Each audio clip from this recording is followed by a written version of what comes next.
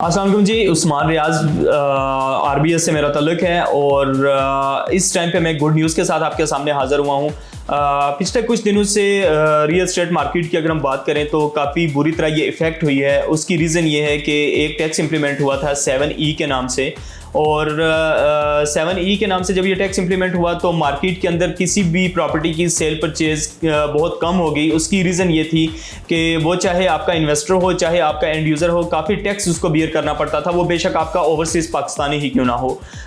इस चीज़ के लिए रियल्टर्स ने काफ़ी स्ट्रगल की है और आज की गुड न्यूज़ में आपके साथ ये शेयर करूँगा कि कुछ पॉइंट्स हैं जो हम इस टाइम पे डिस्कस कर लेते हैं कि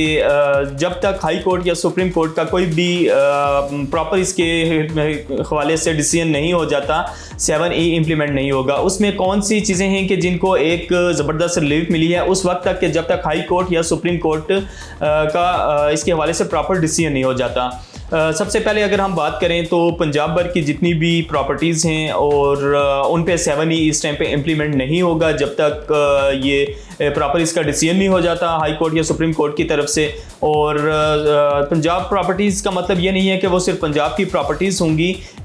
बल्कि अगर आपका कोई भी जिसको FBR में जो आप अपना टैक्स रिटर्न जमा करवाते हो, अगर वो कोई भी ऑफिस आपके पंजाब की टेरिटरी में कहीं पे भी है।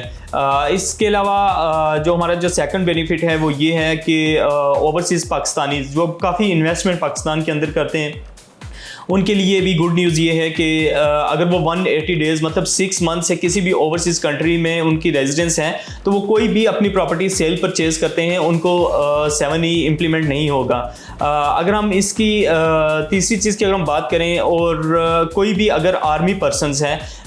फॉर एग्जांपल आर्मीज़ को एक बेनिफिट दिए जाते हैं कि आफ्टर रिटायरमेंट उनको कुछ प्लाट्स अलाट किए जाते हैं या उनके रिलेटिव्स को शोधा के रिलेटिव्स को प्लाट्स अलाट किए जाते हैं, तो उस पर भी 7E इम्प्लीमेंट नहीं होगा। इसके अलावा हमारी जो कोई भी प्रॉपर्टी थी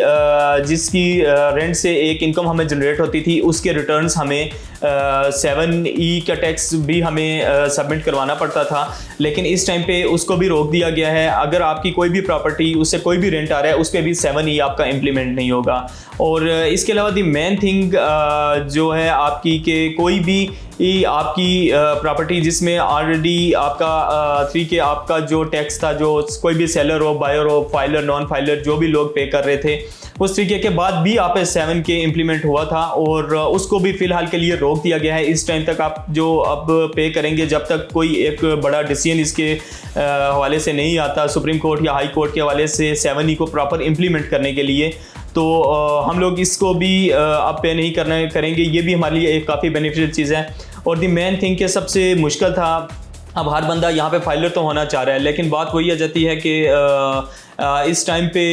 हर इंसान के पास इतना टाइम नहीं है कि वो लाइंस में लगे और अपने रिटर्न सबमिट करवाए, अपने रिटर्न वैल्यू को चेक एंड बैलेंस करे। इसके लिए FBR के साथ भी एक ज़बरदस्त चीज़ ये चल रही है कि इस सब को अब ऑनलाइन किया जाएगा। आपका 7E सर्टिफिकेट जो है वो आपका ऑनलाइन कर दिया जाएगा जब तक इसका कोई प्रॉपर नोटिफिकेशन आ जाता। इसके अलावा द मेन थिंग कि अगर आपने 1 जुलाई 2023 के बाद कोई भी प्रॉपर्टी बाई की है और उसको आप 30 जून 2024 से पहले सेल कर देते हैं तो उस पर भी आपको 7E इम्प्लीमेंट नहीं होगा। फर्दर किसी भी ऑथेंटिक इन्फॉर्मेशन के लिए हमारे YouTube चैनल से जुड़े रहें, हमारी वेबसाइट विजिट करें www.rbsland.com। Thank you.